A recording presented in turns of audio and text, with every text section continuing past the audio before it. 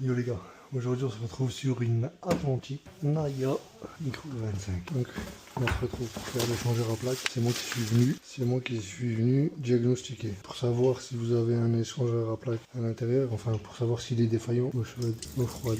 Donc après avoir arrêté la chaudière, fermé départ, retour chauffage et l'alimentation d'eau froide, l'arrivée d'eau froide. Hop là, dites-moi pour ceux qui font autrement, comment vous faites. Moi je fais toujours comme ça. Donc là, il n'y a pas de vidange à proximité. Je vais réutiliser ce tuyau là.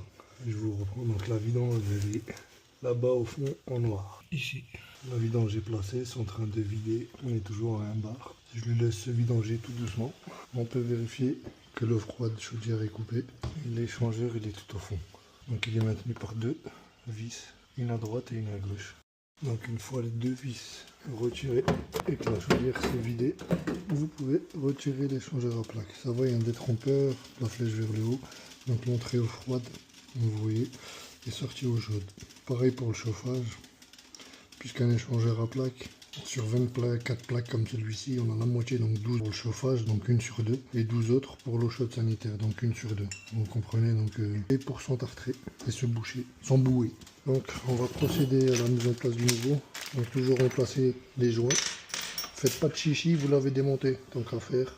Remplacer les joints. Vous avez juste un coup de main à mettre et sortir les anciens.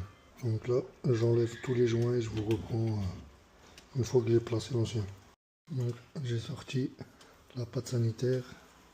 On filme quand même la mise en place des joints, ça servira parce qu'on sait qu'on les aura mis. Hop, et hop là. Donc je vois que le joint est tombé, on va le remettre. Donc là on vérifie. Ce qui est bête, c'est qu'on travaille en déporté. Il retombe. Je sais pas si vous verrez, mais il retombe. Donc quand il retombe, c'est qu'il n'y a pas assez de graisse. La serre de colle. Voilà. On vérifie l'autre côté, tant qu'à faire. Il est tombé aussi.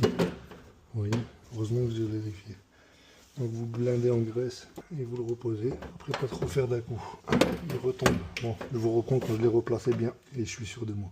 Donc j'ai procédé à la remise en place et au serrage des vis qui est ici et au milieu entre la pompe et le bloc là-bas.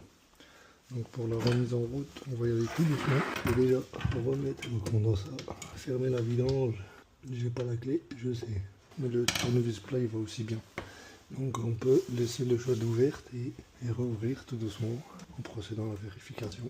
Déjà un peu mieux. C'est pas folichon, mais c'est mieux. Il n'y en a pas d'eau dans la chaudière, magnifique.